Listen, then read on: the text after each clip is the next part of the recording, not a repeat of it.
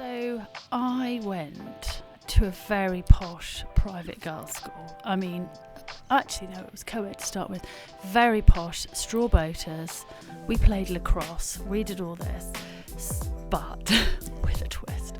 And then my dad just waltzes into the headmaster's office, pays for the school fees with the biggest wad of cash you've ever seen. And both of them made good money. We lost it. Made a bit more money. Might have lost it. But that work ethic, it was all about work. That possibly was a problem. Mum, the shops are crap in North Lanes, but it's such a cool place. And she was like, oh, you're thinking something? I said, I'm thinking something. So she said, I'll come, I'll do it with you. Like, what? What? Yeah, I think I might leave your dad as well. I thought, oh, okay. Those 3 days, the first 3 days were absolutely packed. We'd sold the whole shop in 3 days. I was like, whoa. My thing, I always say to myself, this will pass. Because it will pass. And it does. In my life, I've had some tough times, and, my sister was very, very seriously ill, life-threateningly ill, and so was one of my children. Thankfully, they're both here to tell the tale. And so the whole of last year, I was really, really quite sick. I couldn't walk 500 metres. I had chronic pain, chronic fatigue, could only work a few hours. And being a single parent, that was really tough.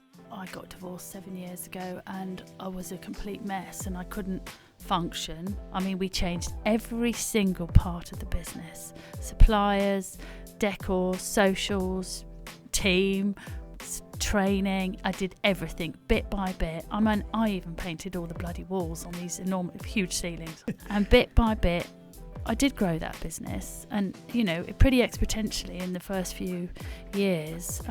It's a completely different ball game now. I'm really proud of it. We do really well. Velvet has always been my happy place. So throughout divorce or sickness or problems in the family, I've always gone there. I thought, I love this. I'm not joking. That Velvet literally runs through my veins.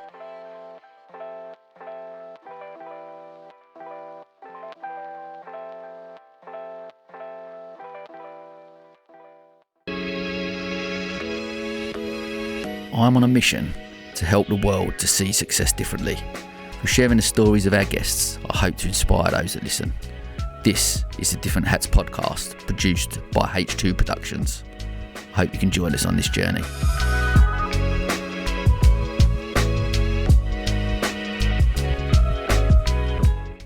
Okay, I'm just going to say something about one of our sponsors, Riverval. The world of cars, vans and minibuses is often a pain point for many of us. The hassle of finding the right vehicle, let alone looking after it, are all more things to add to our lists as busy people. Riverval's mission is to make motoring manageable, and that's why they provide leasing, purchasing, servicing and vehicle management. So whether you have one family car or a fleet of vans for your business, Riverval are your trusted vehicle supplier. Visit www.riverval.co.uk. Okay, let's jump back to the podcast. Okay, welcome to another episode of the podcast. My podcast guest this week is an entrepreneur and owner of the award-winning retail store Velvet, right here in Hove. She's also a property developer with a buy-to-let business, Velvet Property Limited, and Surrey and Sussex Business Woman of the Year 2023. I'm delighted to welcome the wonderful, inspiring Emma Draper to the podcast. Emma, how are you? Oh, I'm great. It's so lovely to be here. Thanks for having me, Sam. It's also, look, it's been so lovely to meet you this year. We met and had a coffee in Soho House and had a chat, and it was like, got to get you on the podcast and have a chat. You listen to your story and your journey, and it's so inspiring what you've achieved. You're lovely. It's incredible. It's really incredible, and I loved it, and it was fascinating to hear of all the things, and I'm excited to share it with our listeners. So thanks, Sam. Let's jump in, shall we? Okay, I'm ready. Okay, right. So look, this is something that I've mentioned a couple of times on the podcast, which is something new for this series that we've tried to play around with. So this is our life in 60 seconds. So this is the first one of 3, and the first one we're going to say, just tell me something from your childhood that has helped shape who you are today. Okay, so both my parents were self-employed. Entrepreneurs back in the day when that wasn't even a word. My dad, no education whatsoever. nothing, no school. He had what we call now imposter syndrome, but he didn't know that word. But he put on a game face every day, and he got from being a window cleaner to a very successful businessman by simply being able to talk to anybody and everybody. That's a skill he's 100% taught me. I watched him. He was a master of his art. He didn't know it, but he just wheeled and dealed and treated every single person like they were a king or queen. That's customer service, basically, 100%. Love that. I want to delve a little bit more into that than growing up, because I know we spoke about it a little bit before. But to tell me, like, what life was like growing up with entrepreneurs, and like you say, as both parents self-employed, and I remember you mentioning to me when we met our house about being a bit of a Del boy and a wheeler and dealer, and like, so because I'm fascinated by this, because for me, like, I never had that. So I don't I often think to myself, like, where did this come from for me? And watching too much Only Fools and Horses probably, but because I never had that entrepreneurial side from my parents. Really strong work ethic, but not necessarily that. So I'm fascinated to see the path you've taken and come from. So talk to me a little bit more about growing up. I will. So I went to a very posh private girls' school. I mean, actually, no, it was co-ed to start with. Very posh, straw boaters. We played lacrosse. We did all this, but with a twist. So when my friends got dropped off in their Rolls Royces by their chauffeurs and their Porsches, I got dropped off in a massive blue van. On the side of it, it had house clearances for cash written on the side. Can you imagine how embarrassing that was? And then my dad just waltzes into the headmaster's office, pays for the school fees with the biggest wad of cash you've ever seen. So very different background from my friends. But, you know, God, now I look back on it, but what an education he managed to give me, and my mum. So, you know, going around these friends' houses, they got ponies. I've never even seen a bloody pony. And they did gymkhanas, and they had nannies and pantries. I didn't even know what a pantry was. It was very exciting. And they were doing these things. But my dad was teaching me, and my mum, to do business, to do life. So at the weekends, I would help him with house clearances. So this little girl, you know, from this posh school, going in those days, you bought the contents of someone's house when they died, right? That's what you did. You used to give them 500 quid for the contents of a house because the relatives couldn't be bothered. So I was taught where to find the cash, where people hid their jewels. So I learned how to slip mattresses. I mean, it's a bit grim when someone's died. Look through their corset drawer, underwear drawer, check their teeth, check the old teeth. Where's the gold tooth? You know, it's proper, I don't know, Del Boy stuff, or probably a bit worse. I learned all these amazing things. I learned where people often hide their jewellery in grandfather clocks. I learned all these amazing things as a little girl. My mum, similarly, so when they met, he was a window cleaner, she was a secretary. They had nothing at all. He didn't go to school. He taught himself to read by reading Thomas Hardy. I mean, he couldn't get much. I mean, I don't think I could read that, and I had a brilliant education. So that's why education was important to him. So I learnt these things from them. My mum grew a retail business from sewing and knitting. She was she was a secretary, but she wanted to start her own business. But back in, must have been the late 50s, you couldn't get a bank account as a woman if you were under 21. So my uncle had to open her a bank account so she could start a little shop. And it grew, and both of them made good money. We lost it, made a bit more money, might have lost it, but that work ethic, it was all about work. That possibly was a problem. The only way for me to be with my dad was via work. So he was like 24/7. 24/7. So that was tough. That was tough. So I mean, I'm interested to see, like, from the path you've taken with the education you had, like privately educated. Yeah. Yet the path you've taken is more, the lessons you learned were more from 100%, working with your 100%. your mum. Yeah. So what's your take on on education and the education, because obviously, like I say, the path you've taken has not been one of an academic. But did that obviously hold you in good stead for the business world? Yeah, it was great. I had a great education. I can't deny that. Yeah. Went off to uni, did a great degree in marketing and business. Really enjoyed it. By the way, I was never going to have shops. I mean, never. I mean, why would you do what your parents do? Was going to work in marketing, obviously. Worked, in London, very glamorous. Ended up in retail and loved it. Was born to do it, Sam. 100% in every gene in my body. Yeah, education works for some. It really doesn't work for others. I know with my 3 sons, one it really works for, one it really doesn't. I think the system is sadly quite broken for people that need more help than others. That's a whole nother podcast. It is, but it's something I find fascinating, because I talk about it quite a lot on here, because I find it fascinating that still we've got this archaic system. Okay. And the brilliant thing about listening to just this brief start of your journey is actually that you've had a really good academic education, and yet the path you've taken, so much of the lessons you learn were from an entrepreneurial background and working with your dad. And so surely there's got to be a balance there within the education system, that people, maybe even people that don't respond academically that well, that there's other avenues that the entrepreneur lifestyle or running your own business or 100%. creativity should be enhanced. I couldn't feel more passionate about this subject. The deputy head of my son's secondary school said to me, secondary school is not for your boy. He said it was invented after the Second World War. It's wrong. And he said that.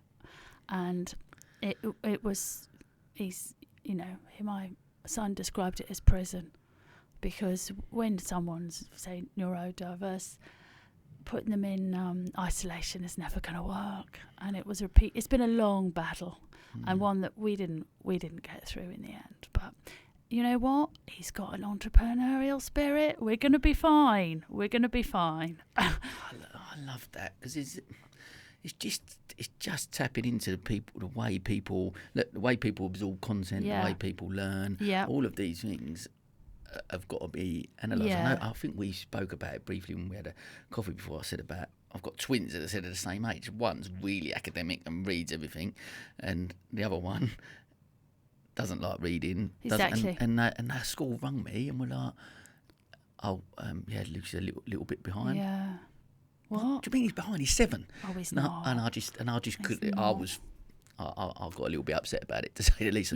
Just because he doesn't engage necessarily in that way, and I think, I just don't understand why it's not being looked at more. I guess it's really sad, and I hope.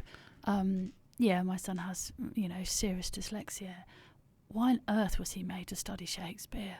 I mean, he can't read that, but he wasn't able, because it's compulsory. He had to sit through that. How to make yourself feel a bit shit, I think. Yeah, because they're almost then labelled like their first experience in the world through school education is that they're seen as failures. They are, and that's what. But there's the odd teacher, there was especially one at his school, said, "Don't you worry, Sam. I know you're going to be bloody amazing." So there you go. Yeah, amazing. Yeah, okay, I know. And then talk like your life at school with the differences with your phone, like you said, your dad turning up in the van and stuff. Was it a good school after? Did you fit in well with everything, or was there that? Yeah, I mean, I was different. I was definitely different, and I think, I actually got a scholarship in the end to another school, and all the parents thought I'd had to have a special exam because, my parents weren't from a good background. Can you believe it? I didn't have a special exam. I had the same exam as all their kids, to be honest. But I had to work hard to please my dad. Yeah. It was, I think, yes, it was great. I did fit in eventually because it's a way of life. But I had to work hard. There was a lot of pressure to be good, to be the best at sport, to be the best at this, to be the best at that. And, that work ethic is amazing, but one day the pressure gets a bit much. I think I spent my whole life trying to please my dad. Really? God rest his soul now. Yeah. So that's interesting. Yeah. Is it that? Because again, back to the path you have taken. What did he potentially? Would he potentially have not wanted you to go down the entrepreneurial path, or did he? What was his take on it? Because of the education, was it like we've paid for this? No, he wanted me to be in business. Oh, really? Yeah. So he wasn't quite sure about me working in the city, which I hated, by the way. I hated with a passion. So, Why? Well, I had a great job at Wembley Arena marketing, doing pop concerts and that. 90s. I mean, that was just such a great job, but after a couple of years you can't live on 13,000 in London. I was practically destitute at this point, so I went for the big money in the city and went for this amazing marketing firm, and I thought, I've made it, I'm a woman going down the city, all this. And they were awful. The people there were so awful. My previous 2 jobs, I'd worked in lovely teams, team. We look after each other. We work hard. We work really hard at Wembley. You can imagine all these concerts. But these people, it was like stab you in the back. I thought we were in a team, They laughed at me when I got things wrong on my first few days. How was I supposed to know? Oh, it was awful, and it gave me, I could have stayed there and earned loads of cash, and early 20s, that would have been quite nice. But I think I lasted 6 weeks, and I told them to stick it, because I had no intention of ever working with people like that again. And it made me think how not to treat people. My parents would have never treated people like that. So it basically started I'm going out my own. And that's when it all happened. That was the start. That was it. And then, was that in property and stuff? First, that was your first sort of. So that business. was it. So back in the 90s in London, you could buy housing pretty cheap. You could get a deposit with a bloody credit card. I didn't even have a proper income. I was freelancing for different PR companies at that point about pop concerts and stuff. So it was great fun, but I wasn't earning very much. And with my boyfriend, who became my husband, we just bought like a few crap properties in London, and I'm quite artistic and creative, did them up, made them look lovely, and we made some proper money on it. It was just timing, luck, a bit of bugger the system, we're gonna do it our way. And that's how the working for myself started. I think I was 23, 24. Wow. So again, it was quite brave, I think. Especially at that young age, not and to take that risk, especially within property, because the system tells you to get a property, and you have a mortgage, and you pay it off. And, pure naivety. But I still do that. I still in property. But do you not? I find that interesting. Like, and a lot of people I speak to, actually, a lot of entrepreneurs, is that naivety is a bit of a superpower. Yeah, it's a gift. It's the same when I opened Velvet. I didn't know what I was doing. Hadn't got a clue. But you have to learn quick and learn fast, especially if you do something you love. It's not really a job. It's just it was a vocation, I think, for me in the end. Because what led to, so obviously the property side obviously was going really well. Yeah, it was great. It sounded like it was going great. Yeah. So, but what then? Why did you not just go, I'm just going to stick with the property and keep growing this property empire? And what made you go, I'm going to go and start? Was it just the purpose side of it that you wanted to do? Or?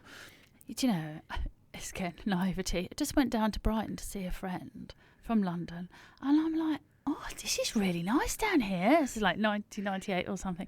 I really like it. Rang up my fiance and I said, oh my God, do we live in Brighton? Yeah, all right then. That's it. Because he commuted to London. I did for a long time, for about a year or so, doing my PR for various companies. And I was walking around the lanes, okay, and considering I'd worked and lived in London, the lanes back at the end of the 90s were just literally baggy trousers, incense, stream catchers, patchouli oil. Nothing wrong with patchouli oil, by the way. But it wasn't my thing. I wanted nice things. So I remember going back to see my mum, who'd retired, and I said, Mum, the shops are crap in North Lanes, but it's such a cool place. And she was like, oh, do you thinking something? I said, I'm thinking something. So she said, I'll come. I'll do it with you. Like, what? What? She said, yeah, I think I might leave your dad as well. I was like, oh, okay. Wow. Wasn't expecting that one. To cut a long story short, we set up this teeny shop in Gardner Street.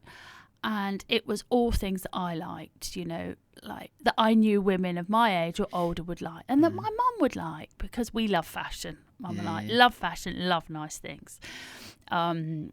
81 she is now, still working in my business, by the way. Love that. Phenomenal I woman. love it. Always looks immaculate. So I wanted this shop where you walk in and you just go, oh, and you want to buy things. And then they're always affordable. Always, and they still are very affordable. So you could buy like jewellery or a handbag or a nice gift or a candle or some ribbons or just nice things that there really wasn't about then. Those days you couldn't buy anything in supermarkets either apart from food. So we had, we were new. So we eventually, we opened in the November. Those 3 days, the first 3 days were absolutely packed. We'd sold the whole shop in 3 days. I was like, whoa. We might be onto something here. We're onto something. So that was it. The flame was lit, and that was 23 years ago. So I went up to London, found all these wholesalers, restocked everything. I think I worked right through till Christmas Eve without, I don't know, I think I had a few hours sleep here and there. Passed out Christmas Eve, literally passed out. But I was like, this is it. And so who was my husband by then, I said, you can't do your job, you've got to help me. And he's like, yeah, all right, I'll help. And what was he doing at the time? He was doing building. Wow, yeah. okay. So, and then my mum stayed. Yeah, she sort of left my dad. That was awkward. How was that then, your relationship with your dad then? Well, my relationship with my dad was always very complicated anyway. So loved him dearly, and I very much respect him, but it was complicated. They sort of stayed together for the next 20 odd years. He moved down in the end, and do you know what? He worked for me for 10 years. Did he really? Yeah, cycle came round. Wow. So just until he died. So yeah, he just did deliveries, and not just did, and he helped with all sorts of little bits behind the scenes in the business. Bless him. Wow. So. Wow. I'm keen. You saying about always wanting to prove something to your dad. Do you feel you had that? You got his recognition? I did sometimes. Other people told me that he was very proud of me. I think that's a life lesson. Tell your kids to their face how proud you are. I mean, did he not to you then? Not really. I mean, my sister and I knew he loved us. We also knew he wanted boys. That was quite clear. But weirdly, he was a massive feminist too. So he bigged us up, but maybe not enough to ourselves. Another life lesson, and he didn't get it from his parents. So, I think his work ethic literally flows through my veins too. When I did his eulogy, I thought of all the gifts he'd given me. That's being able to talk to anybody and everybody, buying and selling. That's just second nature to me. Trade. Also, just love of outdoors and stuff, and art. So he gave me these gifts. I think you've got to always look. That's my motto, Sam. I always look for the positives in anything. There's so much about relationship with people. You could say that was awful. That was a disaster. And yeah, there probably were parts of that, but I've got gifts from him too. I got loads from my mum, so that was good. She's an angel. It's such a lovely way, I guess, to look at life in general, not just relationships, but just life in general, to whatever in front of us, to always actually take the positives. And similar, I guess I'm an optimist. I try and look at the positives, because there's challenges that we're faced along the road, whether that be in relationships, whether it be in business, whatever that is. But actually, if we can tap into that positive element of it, and I guess that's such a key message in total for everyone. Yeah, I think that has got me through a million. I mean, every business and every parent and has a million tough times, and the way. I mean, they're not easy tough times, are they? They're tough for a reason, and how I've always got through them. It's like, as long as we're alive, we're okay. We can get through this. What is good about this situation? Not a lot, but you know, I mean, everyone that has had some degree of success, whatever form it is, always says you learn from adversity, don't you? That's what makes you, and you have to go through these shit periods because, yeah, you learn from them, and I've learned over numerous things. There's always people way worse than you, way worse off than you, and you can deal with this. It just takes a little bit of guts and strength. And my thing, I always say to myself, this will pass, because it will pass, and it does. As long as, you know, in my life, you know, I've had some tough times, and, you know, my sister was very, very seriously ill, life-threateningly ill, and so was one of my children. Thankfully, they're both here to tell the tale. But when things are that bad, it is almost the worst that's ever going to happen to me, I hope. I sincerely hope to. Sure. They've survived, we've survived, and so things in business are bad, but they're not as bad as that. That's the worst, you know, being in that hospital rooms thinking, are they going to make it? You know, if that happens, then life, and thank God, thank the Lord they did. You know, that's incredible. But when you look at your business, and there's some things you think, oh God, really? This is shit. Recession. Well, that was great. 2008. You know, pandemics. These are, you know, really stressful. But I look around. I think I've got my 3 sons. I've got my family. I've got my team. We're going to get through it because it's not. We're here. We're alive. We can do this, and that's what I always go back to. So that's such a brilliant. I think because it is. There's so many times that we look at something that seems like a really difficult challenge, especially when you relate it to business, I guess, and then if you've been through some really tough times personally, that you gauge a little bit more perspective, I guess, on those tough times in business. So that like you said, in your mind, you go, this isn't as bad as that. Yeah. This is a challenge, and I guess again back to the lessons that you potentially learned from your dad and your mum. You mentioned earlier about them making lots of money, then losing it. Oh yeah, we lost it. Yeah, and then building it back up again. Yeah, and then so my understanding of your mindset around, I guess, around risk, around failure. Yeah, not afraid to fail, not afraid to give things a go, and I'm definitely not. I'm almost a bit too fearless sometimes. But thankfully, in the last sort of 6-7 years, that's really helped me, and that's made my business grow massively in the last 6 or 7 years. And that's just by right, you know, we're all right, we're here, let's go for it. What have I got to lose? Money. and we sort of spoke, obviously, walking up the stairs on the way here about, you know, money's nice and it's good but actually that you can have all the money in the world, happiness doesn't. They don't relate, and it doesn't buy you health. And that's the key thing, isn't it? Without our health, we haven't got anything. We haven't got anything, and I think that's what has made me pretty resilient in many experiences. Like even I'm a marathon runner, right? I've done 30 odd marathons. Wow. And 2 years ago I got COVID, and I thought I'll be all right in a few weeks, you know, everyone's got it. But I didn't get better. And so the whole of last year I was really, really quite sick. I couldn't walk 500 metres. I had chronic pain, chronic fatigue, could only work a few hours. And being a single parent, that was really tough. I had to literally lie down to make for an hour to even make dinner. But I'm not saying it for these reasons. Basically, that taught me another massive life lesson, which I knew already, but I knew I was going to get better. I'm about 60% back. I'm on my way back. I'm doing great. But I still have quite, a few health complications from it. But I'm going to be fine. And I knew I'd always be fine because many people aren't.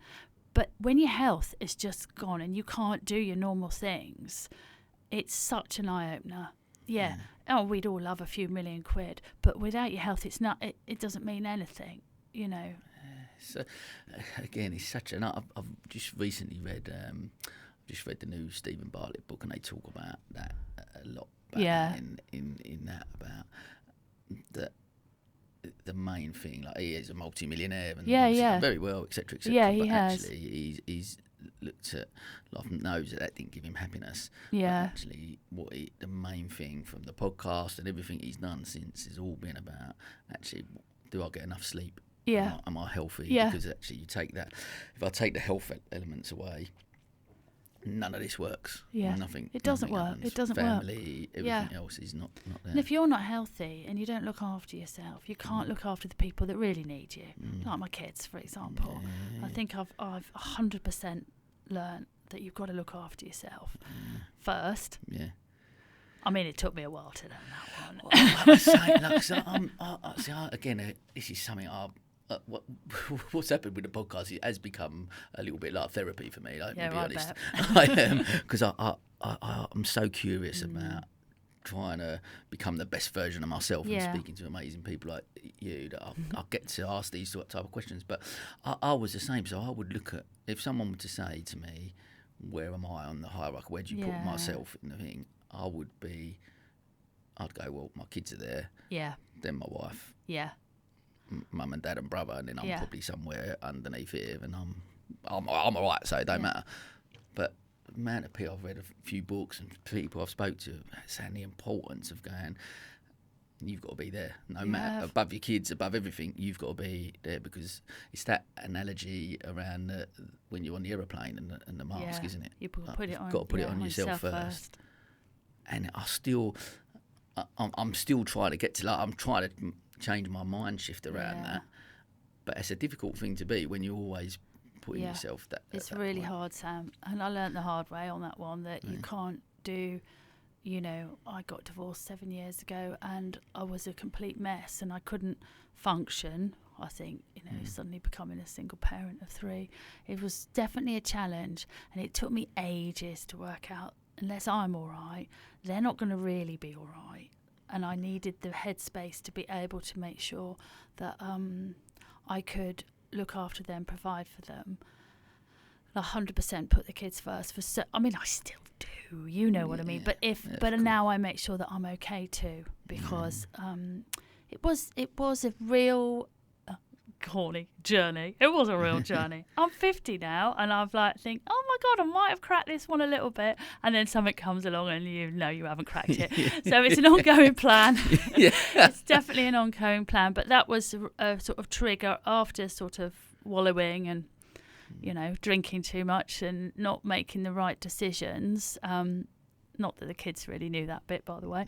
But I've sort of gathered myself together, and it gave me this enormous why, the biggest why I've ever had to right, let's sort this business out. I'm going to show everybody. I'm going to show my kids. I'm going to look after them. I can provide all this. I've chilled out a little bit since then. But and if mum's, your children depend on you. They look at you, and if mum's not or dad's not looking right, they worry, they fear. So I think they're quite proud of me now. That's amazing. They probably I drive them mad, but they're proud of me now. I want to interject here with we've mentioned a couple of quite a few sort of challenges there. I'm going to just jump in, and we'll do our next life in 60 seconds about challenges and if you could pick a life challenge that you've gone through over the last 50 years. If you could choose one, what would it be? And what lesson have you learned from that, would you say, if we've done a little... Well, I was going to say the pandemic or the recession, but right now I think realistically the thing that made me super strong and resilient person was divorce. There's no doubt about it. It kicked me in the arse, literally. It probably was the right thing to do, Good friends with my ex-husband now, by the way. But that survival instinct, that resilience, I knew I was a strong person, but I didn't realise how strong I was to be able to do that and build a really successful business and keep all my team around me and keep my family. I think that was the biggest challenge. I don't think people should go through that to make them stronger. But I would say that became my superpower. If I can single parent 3 boys with we've got neurodiversity issues and all sorts. If I can do that, I'll tell you what, I can run a few businesses. That's where I came from on that one. That's my challenge. Amazing. And what did with the divorce? Was it something that you saw coming or not? Was it out of the blue or what? The divorce? Yeah. I was out of the blue. Oh, really? Yeah, it was a massive shock. I mean, I just thought we'd be together forever sort of thing. But he was probably right in the long run, but it just came a bit of a shock to me. It's really tough on the kids. Yeah. It's really tough on the kids. How old would they have been? So my youngest was only 6. So, and there's 3 years between each of them. Yeah.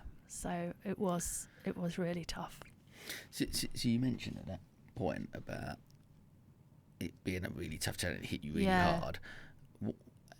What do you think was the point where, can you still pinpoint the bit where you mind shift went, right, okay, that's enough now, I'm going to... 100%. Really? I was in bed with another glass of wine and I just thought, what's the matter with you? Look at you, right? You've got 3 healthy kids.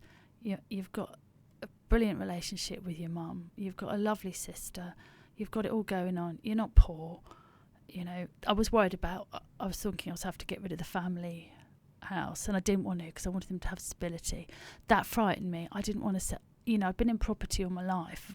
Basically the divorce screwed all the money, and I didn't want what was going on? This was just not happening.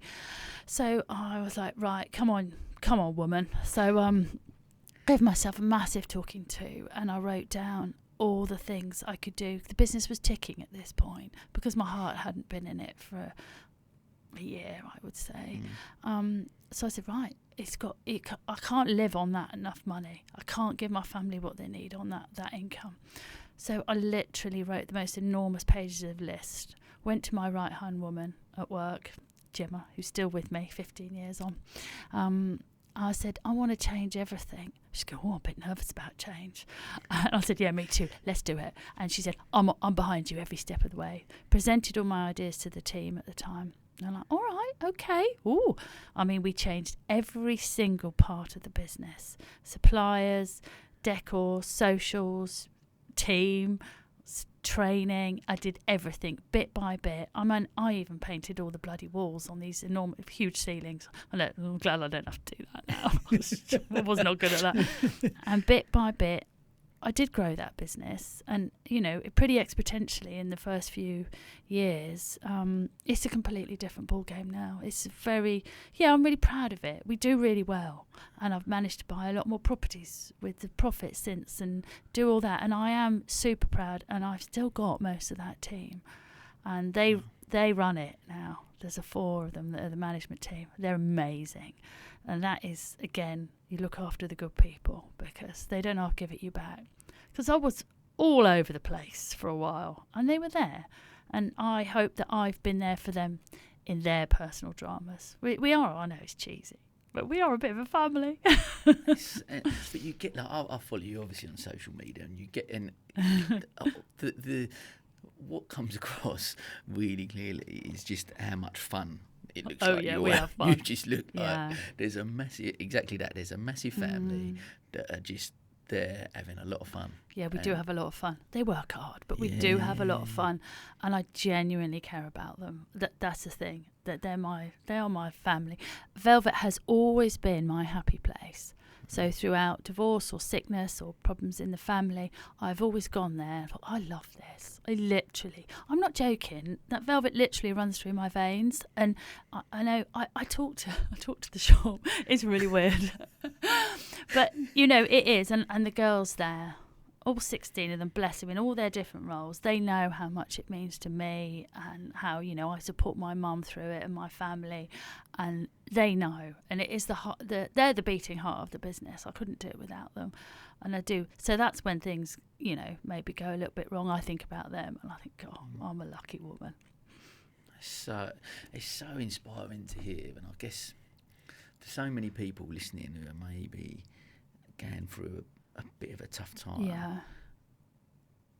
The couple of things that you've, over the course of the conversation so far, that you would take away. One, I guess, that, as you alluded to, that things will pass. They will pass. And actually finding that when you are, would you say at that point, over the course of your life, that point there was probably a rock bottom point for you, or the divorce? So was the point where you got to that bottom and I've got to get up here. Yes, I felt terrible. I was definitely suffering from depression. I felt really bad, and I was lost. I was terribly lonely as well. If you've never lived on your own, it's really weird. I know the children were there, but they're not interested in that. Bless them, they're just being kids. Yeah. So it was a real shock. That was a rock bottom, and then not long after, one of my sons was in hospital with a life-endangering incident. He's all right now, but they're the moments that you think, whoa, I'm so lucky. And do you know, Sam, 2 of my female closest friends have both lost siblings. The worst has happened to them, and they're the most positive people I know, and that's why I love being with them. I love being with positive people. Obviously everyone has their good and bad days, but they know how tenuous life is and how short and scary life is. So we just got to make the most of it. And don't get me wrong, I'm very, very, very proud that I've made some decent money so I can look after my family. That I'm very proud of that, and I don't think women should be ashamed to say I want to make some money. And I'm proud that I have made some money in the last 5 years, and I'm thrilled I can support them.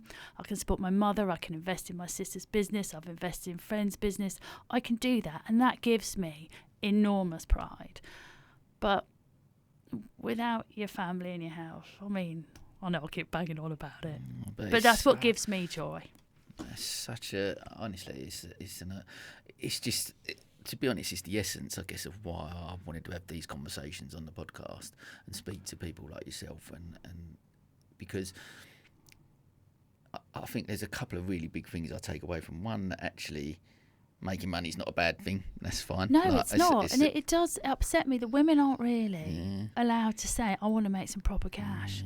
I'm not going to be a dick about it. I'm going to treat people very well along the way and look after my team and look after my tenants and look after people. But I want to be secure.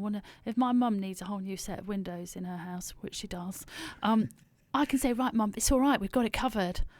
My pension won't. I've got it covered. That, to me, is joy. Is success. That's really, but I think again, just pushing back on that a little bit. I do think that actually there's like, listening to you talk, there's that comfort, I guess, that financial security will give you. It does. But actually, all that you've related to and all you've spoke about over the course of the conversation, actually, the joy and happiness isn't necessarily the money that's giving you that, although it's giving you that security and you're able to do them things for other people, which is lovely. Not so that maybe you do drive around in a Ferrari, I don't know, but some people, you know what I mean? But some people, that's that level of success and what that sort of looks like. But actually, the being surrounded by family, friends, and people that you love and who love you. That's the joy and happiness side of it, and fulfillment and success, and that's come with that what you've created, and something that you can tell how passionate you are about Velvet and how much you love it.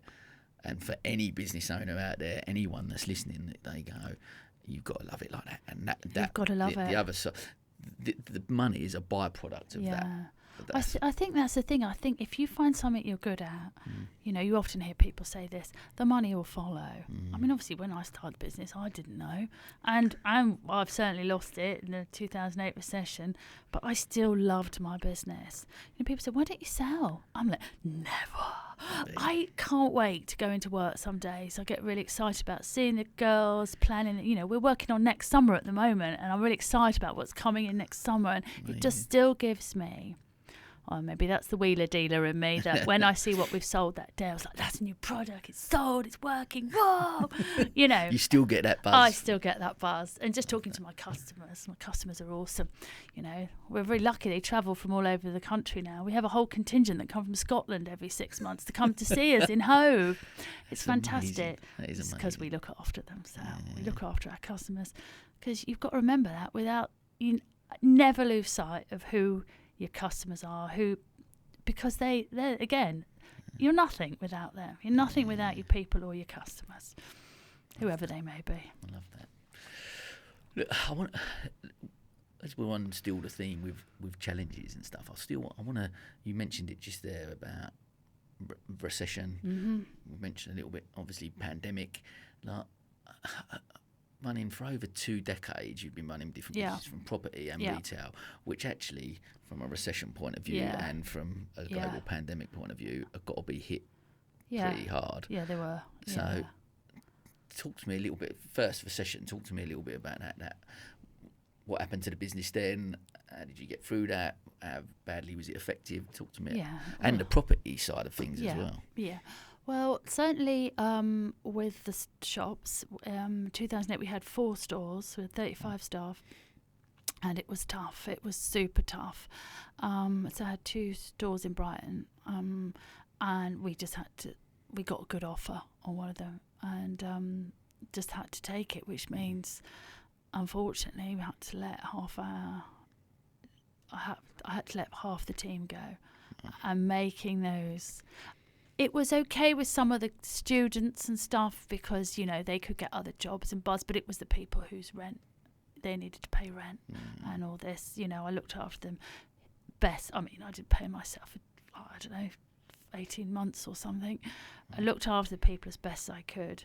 And, you know, so basically what happened was kept the Hove store. It's 3,000 square foot. It's massive. That was making money. So we had to trim everything. I went back to basics because I was running the business, running all the team. I went back to basics, kept a core team, and completely started from almost scratch. But we had this amazing building, so we kept on with that. And the people we let go, it was awful. And then I made a sort of thing, right, I've got to keep my eye even more on the numbers, and I'm really efficient with the numbers now, Sam. I learned the hard way. Enough money for your VAT bill, your corp tax, it's all there, and I know to the penny where I am now with all the outgoings and ingoings. Was you not prior to that? Was you not? No, I was fine. I loved it. I was making money, and we did make money, and then we didn't. So that was, but the beauty of the lovely bit, the one woman I had to let go that really hurt was she ran all the stock department, and anyway, 4 years ago I went and found her, and I said, "You all right? You enjoying your job?" It's all right. Not that going to work for you. I said, "Do you want to come back?" And we did it on a trial basis, and now she's one of the management team. She came back. Love that. I love that. Yeah, I love her. It's brilliant. Yeah. That is incredible. That is incredible. And then, what? But with the property side, where was you at that point in recession with the property? We did less in the property when we had 3 kids because it was quite full on and 4 doors. But we basically had properties we let out, so we just kept them going, and that was okay. That was okay. There's been ups and downs, and ones you buy that don't work out, and ones that really do work out. But then they sort of disappeared in the divorce. But that gave me the impetus. But then you built them back. Back up again. I was very determined to do that. So if I need to help my kids, I really can. We all need a why, don't we? Yeah, absolutely. And then what about does the, March 2020? What happens when Bojo comes God. Because I'm sure as much as we plan and the things we learn over 20 years of running a business, that nothing prepares us for a global pandemic. Nothing has ever come close to that. What? Yeah. We have to close? I mean, I've never closed my shop. Christmas Day, Boxing Day, New Year's Day. 3 days a year we're closed. Yeah. What? Someone's telling me to close my shop? What do I do? I had 18 staff. What do I do? I've got 18 staff. I cried like a baby. I had a bit more wine. Thank God for furlough. Thank the Lord, because I was panicking. All my team have got mortgages and kids and what have you. For me, directors, self-employed, we didn't get a penny, did we? Fell between them cracks, didn't we? Whoa! There you go. Yeah, you can get 500 quid a month. Yeah, well, it didn't even cover a little bit of Sainsbury's shop, did it? So I thank the Lord, Sam, that I'd recreated the business 3 or 4 years prior, because I'd had a couple of great years. So thank the Lord. If it had happened 5 years previous, I wouldn't be sitting here now talking to you about it. I don't think. Oh no, we wouldn't have survived. But thank God I'd had that moment of, wow, we've got to sort this out, because the last few years before the pandemic had been really successful. So I had cash in the bank to keep us going. But I didn't know how long, and I didn't know what would happen. To my supply chain went all crazy. Everything went crazy. And I had all these goods in transit, and I had to pay a lot of money for them. And I'm like, what? But I can't sell them. Luckily, I have a very long-standing relationship with suppliers, and a lot of negotiation. I spent days negotiating with them and my landlord and all sorts of different things. And thankfully, I work with good people. Not all of them, but we got through it. And then, do you know the customer love? Really? When we reopened, we had queue down Church Road. We had a queue. I had so much love off the customers. We did speak to them nearly every day on social media. There's no you're way. Really active. Your social very media active. Well, you know, my right hand wood Gemma works on it 3 or 4 hours a day. I'm always on there talking to our customers. It's a happy site. You know, we don't tell them our problems on there. They don't want to know that. They want to know about what lovely stuff we've got in there. But we are generally a nice, happy place to work. And so talking to people generally throughout the whole of lockdown, and then when we were open, they knew what it meant to us. You know, they knew, and they came back in their droves. And the year after the pandemic, we had the best year I'd ever had. Wow. Ever had. We were rewarded.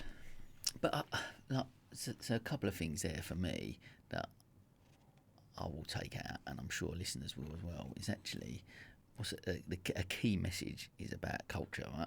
That you've created just an unbelievable culture that runs throughout Velvet, in the sense of the team, that they're all on board with what you're trying to achieve and where you are, and then that relates then to the customers, that they come in and feel part of that, and they want to then support and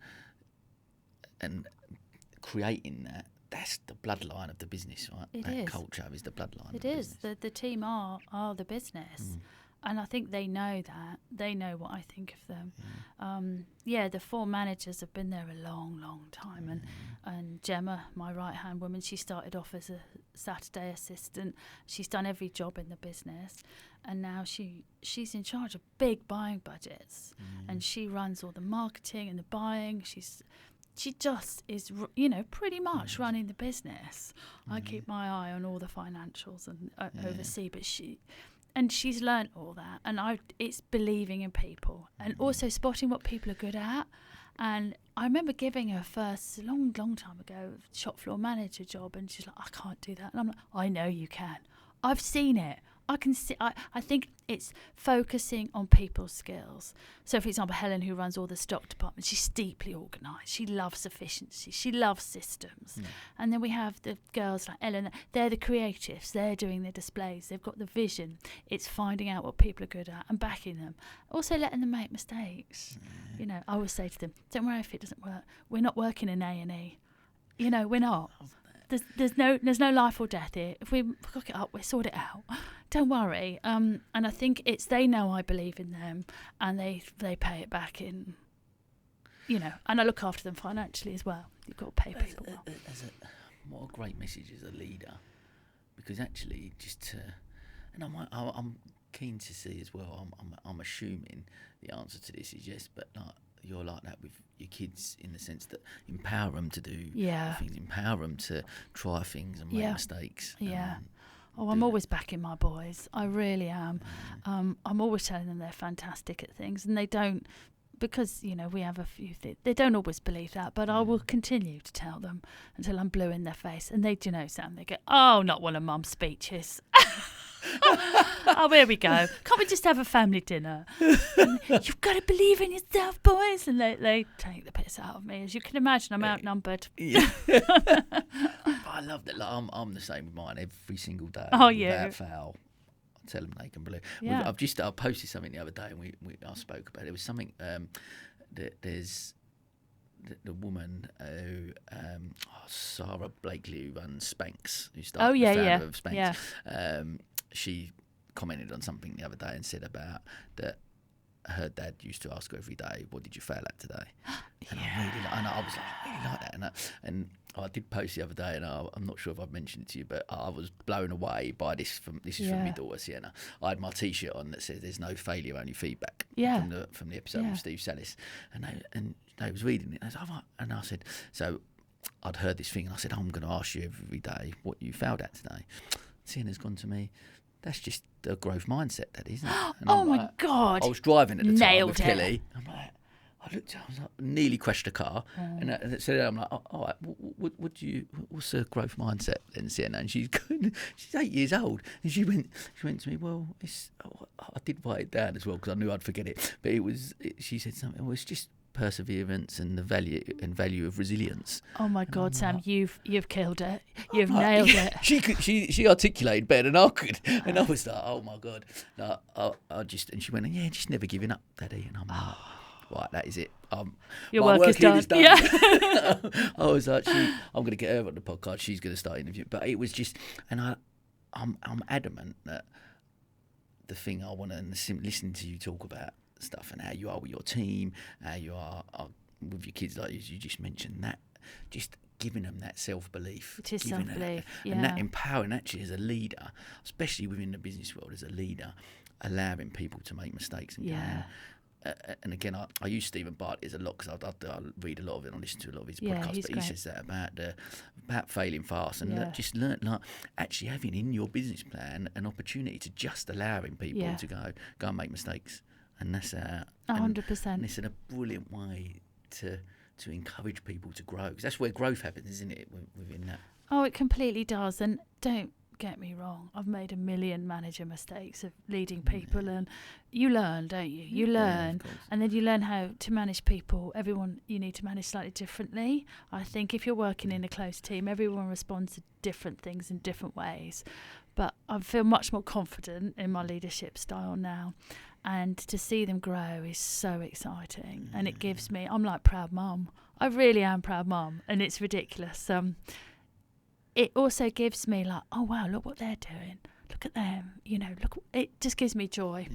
Yeah, and also gives them confidence. They're all strong women, They've all got their opinions, and I love their opinions and their ideas, and we always have these. Did they push back on you as well? Oh, yeah. You come up with saying that? No. I tell you what, they put me right in my place. You don't want yes people around you, because that's rubbish, isn't it? Yeah. My right-hand lady Gemma goes, "No, Emma, that's terrible." And I'm so grateful for that, because she's usually right. But again, isn't it interesting? You talked about it, and when you're giving her the floor managers, she doesn't feel confident. And now she's sitting there going, she's boss lady. Emma, She's like, that's not going to work. That's the worst idea I've ever heard. Are you kidding me? Yeah. I love it. They all say it weren't. No, Gem's the boss. It's awesome. I love that. I love it. I want to just touch on something. I'll talk about back to the, I guess, my therapy side of it, especially from going through that period of being a single parent, running the businesses you have. What does the work-life balance side of stuff, where does that come into it? Have you got that now? Have you had it over the last few years? The kids growing up. Talk to me about the. Oh God, that's the perennial battle. That one is work-life balance. I don't really think anyone's nailed that personally. I think I'm lucky that I absolutely love my job, so it doesn't feel like work. But then you do need balance, because I'm an overworker, and I've got myself in a mess a few times from just working too hard, trying to be too much to too many people. So I've learnt possibly since the pandemic to get better at that. Don't get me wrong, I'm always there for the kids, right? I've never missed a sports day or a big match or things going on in their life, because that was always my priority. The point, I had my own business as well and had children, so I could be there when they needed me. Always going to be a working mum. That was never not going to be me, and I think they massively respect me for that. Work-life balance has got a lot better. I've got a lovely boyfriend in the last 3 years, and he's very chilled. He's the opposite to me. So he's teaching me to chill out. Actually, having an illness, long COVID, certainly taught me to chill out.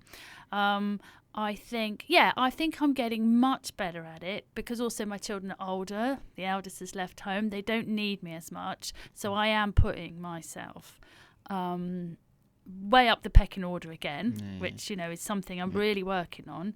Having turned 50, I've decided the next decade is going to be a bit more about me. So I'm in top form to be there for everyone else as well. So that work-life balance that I've probably not always got, I'm not sure who gets that really, being a parent. But I'm on a mission to make it as best as I can. But you're never going to get it quite right, are you? I completely agree. Look, I'm with you. One of the, I think, an interview I'd done with a friend of mine, Rob Starr, runs the Star Trust, and he had a great way of putting it, because he loves his business, he loves his job, loves his business, loves being an entrepreneur, loves doing his challenges, he's doing triathlons and all sorts. As you, I love that. I'll be back stuff. Doing that. Of course. But he was saying, actually, like, you've got your 24 hours in a day, and that's your life, and actually in that bubble of life is your family, and that's your business, and that's your personal time and your challenges and all the things that you want to do. And some days you're going to work more on the business. Other days you're going to spend more time with the family. Yeah. And actually you just get up every day and do the best you can on that day. And that's your balance. So he said to me, he goes, I've got a perfect work-life balance, because actually every day is different, and I'll just do the best I can in each day. And I think that really helped me in my mindset to try and go, you know what, I know some days I'm going to be at an event at 7:30 in the morning, and I'm going to run an event in the evening, and I'm probably going to spend a very minimal time with the kids, and that's going to be, and I'm going to be disappointed about that on that day. But then the following day, I will dedicate more time to them, and that's going to be where there's some form of balance, and being okay with that, I guess. I think that's very wise. And do you know the other lesson I've learned in my older years, I don't know, I'm not that old, is drop the guilt. I think I learnt that lesson early on, especially being a working mum. I used to worry about dropping them off at nursery. Do you know what? None of them remember nursery. Yeah. So, I said, why did I beat myself up about that? And I know I've been the best mum I can be. I've made 1,000,000 mistakes. But actually, the things you feel guilty about, they don't know. They haven't remembered. And weirdly, they pick you up on things that you thought were fine. You went, really? What? That's teenagers for you. They're vicious. But I think having a working mum myself, who works 6 days a week, without fail, she loved her work too. I never didn't feel loved. I felt very loved, and she still works. And I never ever thought, oh, why wasn't she a stay-at-home mum, or why does she work 6 days a week, or why does she work at nights? She did work at nights as well. I just felt loved and full of admiration for her. So I dropped the guilt. I just do what I can.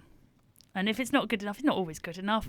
I think I love to tell new mums that don't beat yourself up, because they won't remember either. I can't wait for Kelly to listen to this, because she's just because of her upbringing, relationship with her mum, she's got a lot of guilt, and she carries that around. Yeah, but it's hard. She's a solicitor. She's managing partner of a law firm. She's training to be a judge. And I'm like, that in itself is inspiring for the kids. They're gonna, are you there every single day and doing that? No, but you are, when you are there, you're present, and you love. And like you said, I think for me the key is that unconditional love. They know, as long as they know that, whether you spend 5 minutes with them or 5 hours that day, they know unconditionally that you love them. And that's, I think if you can get to that point, the other stuff just timed, and then there's other lessons that they will learn from. Like Sienna comes, I'm up at 5 in the morning, so I sit up there, and she's an early bird like me, so Sienna will come and sit next to me whilst I'm working sometimes of a morning, early doors, and I can't sit and play with her because I've got up early to do some work, but she'll sit there and she sees me grafting, and she'll sit with her little notepad and do other little bits and stuff like that. And you just, like, so for me there's an element of, and look, I certainly don't get it right, and I haven't, but I'm learning. I think it's trying to get to that point, like you said, just trying to be the best You can. But teaching, realising that it's not, you don't have to feel guilty about doing it, because if we can teach them like you are surely showing your kids, look, like, you can tell sitting here listening to you talk, the passion you've got for business in general. Like, you light up when you talk about it, and it's infectious and it's lovely to hear and lovely to watch. But they will see that. They do. And all we want for our kids is to do whatever, whether they want to be road sweepers or whatever they want to do. If you're passionate about it and you absolutely love it, then we've done a good job. We've done a great. I mean, you and your two kids, when they say, "Oh yeah, my mum's a judge," can you imagine how bloody proud they're going to be of her and of you? Look what you've created. They're going to go, "Oh yeah, look at my mum and dad doing this, that." You know, Kelly should be very proud of herself. And I think, I know my kids. They too tell me they're proud of me, but it's when I've heard my middle boy tell some of his mates, you know, we'll try to be cool, whatever. And I've heard him tell them about stuff I've done or what, and you can hear he's proud of me, and that's it. You know, we might have 100 rows the next day, but you know, that's it. We've nailed that bit. So I think Kelly and yourself should be very proud. Well, thank you.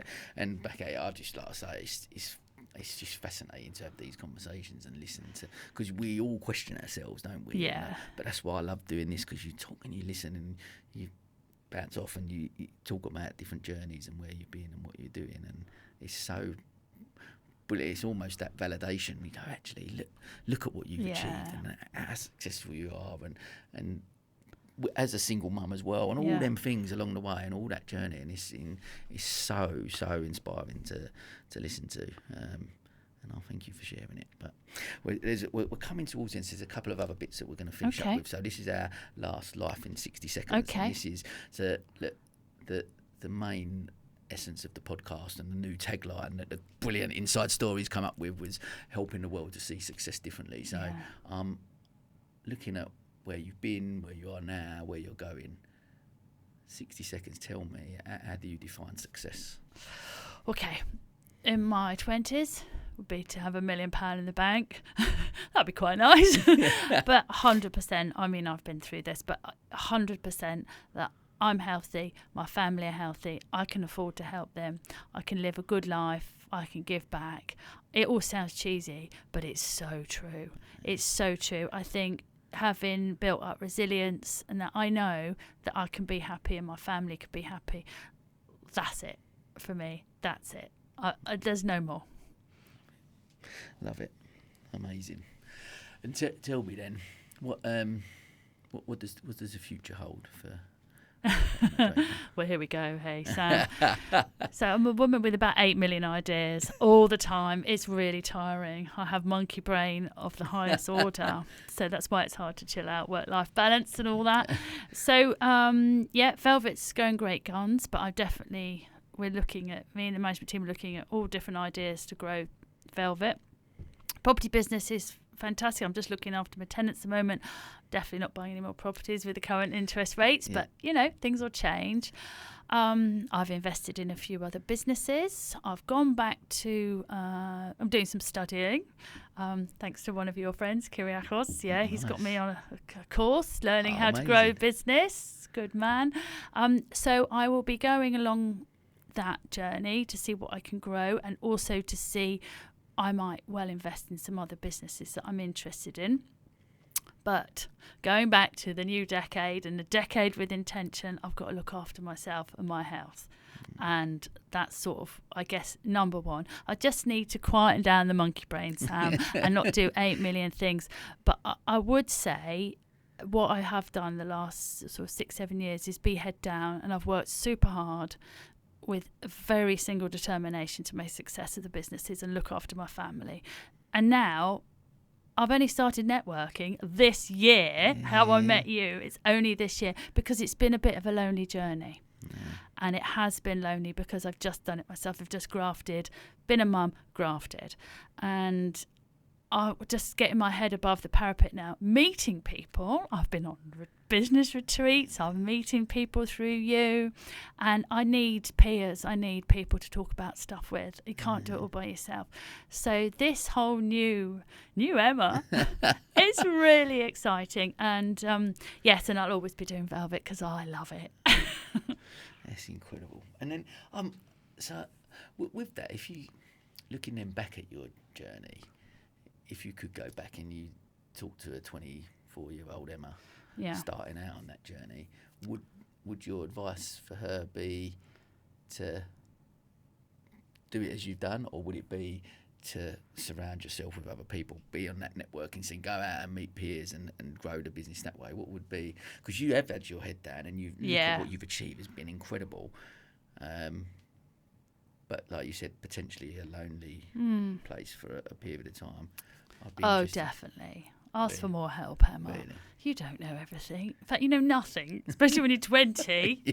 You know what good nightclubs to go to. You know where all the decent raves are. No, I would have reached out earlier. I mean, 100%. It's definitely affected my mental health at times, not reaching out. But you know what? All of this new, there's no regrets, because there's such a wasted emotion, regret. You know, I regret lots of things, but you just have to keep moving on, because anyway, I'm only young, I'm only 50, I've got my whole life ahead of me. Absolutely that. And now I've made some new friends. I love that.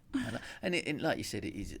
I think there's so much of that narrative out there potentially for people to go that, and this is shifting, I believe, but that asking for help was potentially, I can't do that because that will show weakness. So I've got to be this person who goes on and gets it on.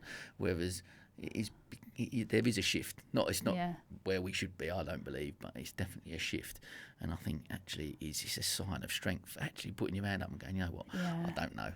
Look, if there's one thing I've learned, and with nearly 100 episodes of speaking to people, whether people who've sold businesses for 100 million to people who are just starting out to Olympic athletes and everyone in between, that actually most of us are winging it half the time. Of course we are. And once you accept that, okay, it's a little bit liberating. You go, actually, we're all winging it. We're all winging it. We're just trying to get through. And we are, and I think that's the thing. You know, I've always been a big Emma's got a game face on. I put my game face on so many times I might be broken inside with whatever's going on, but on the outside I look really happy. It doesn't always work, Sam, because that's when I probably should have reached out, and then I didn't. But I think that's a bit of single mumism. I've got to do it myself. I'm just going to crack on. But it doesn't always work, to be honest. I think you've got to ask for help every now and then. And do you feel more comfortable with that now and being able to? Because I agree with you, and I'm the same when we do wear them masks quite often. But I'm definitely getting better at, not great at it, but I'm definitely getting better at people going, are you okay? And actually, I'm struggling a little bit. Yeah. And that's okay to do that. Not then necessarily that then makes me a negative person or something, like, because I'm ultimately an optimist and a positive person. That's how I portray myself, and that's how I feel my inner self is. But actually to just go, you know what, actually this is a bit of a struggle at a minute, and asking that person for help, or what do you think about that then they might be able to get me through that, or say, oh, what have you thought about this? Oh, you know what? Hence why these conversations are like gold to me, because I can have them conversations and be open and honest and say what I'm going through, and people can talk about their struggles of you've done over the course. You go, actually, then maybe that things are not that bad, and I can navigate around that. Yeah, I think that's hugely important, Sam. And now I'm much more open about various things I've been through in my life. You know, when I've had team members suffering with depression, I never really ever talked about what I'd been through. I've had 2 bouts of quite serious postnatal depression. They didn't know that, and because I thought, that's my business, whatever. But only in recent years I've said, I'm not saying I understand what you're going through, but I've been through something like this. And they're like, have you? Really? And I said, yeah. So how can I help you? And then that's it. We're all vulnerable people and all this. And I think if you can say, I'm actually, I do sort of understand, it opens the doors, doesn't it? And it opens people's hearts, and you think, oh yeah, okay, we're connected here. And that's why I know you talk about imposter syndrome quite a lot. I probably had that when I was younger, but it's a bit weird. It's sort of disappeared now, which is really refreshing, by the way. I'm hoping it happens to you and other people, because actually I've realised we're all just the same, aren't we? And when you ever walk into a room, I used to think, well, I know stuff about lots of stuff and I'm all right. And if they don't like me, well, they're lost, isn't it? And I'm okay. And I think this is the thing. Wherever you go, you always know more about something than somebody else, and they're the same. And I think I'm just comfortable now with who I am. And that's maybe that's because I'm 50. Who knows? But I just think, back yourself. You're great. Everybody's got something they're brilliant at. It's maybe discovering what it is. It's a bit of a challenge sometimes, but I love that. It's a great way to just, I guess, to round things off, and because it is such a powerful message that you're exactly right, that actually as individuals we have just got to believe that we've got experience, whatever that experience is. We have got an experience, and then if we've got an opinion on something, then that's okay. That then makes us an expert in that level, or whatever that looks like. And, exactly. Emma, this has been such a fascinating conversation. Oh, it's a pleasure. So honoured to have you on, and I've loved getting to know you over the last few months, and there's so many amazing takeaways that people will listen to this, I'm sure, and empower and inspire to listen to you. Thank you, Sam. But you need a bit to big up yourself sometimes. When I've been along to these breakfasts, my first ever time was at Christmas, the silent disco. I was like, whoa, what is this? This is brilliant. And people were so nice and refreshing. And I've been to a few other networking things. Not my bag, yours. I'm like, yeah, this is it. These are the people, and you're just so warm. And I think you've created an incredible community, Sam, and I think you should be very, very proud of it. It's very kind. And look, I'm passionate about it. I think the community that we're surrounded ourselves with, there's some incredible people, and one of the reasons I started this podcast was because so many people would often ask, or you listen to other podcasts, and they go, "Oh, who inspires you?" And they would talk about, Richard Branson or someone like that. Yeah. I just feel honoured and privileged that we're in this community here in Brighton and Sussex, and surrounded by amazing people, inspiring people like yourself who can come on and share their story, and blows me away every time I hear things like the conversation we've had today. So very grateful. So I've loved it. Thanks, Sam. It's been good fun. And well, for the Different Hats podcast, that is another episode, and as they say, that is a wrap.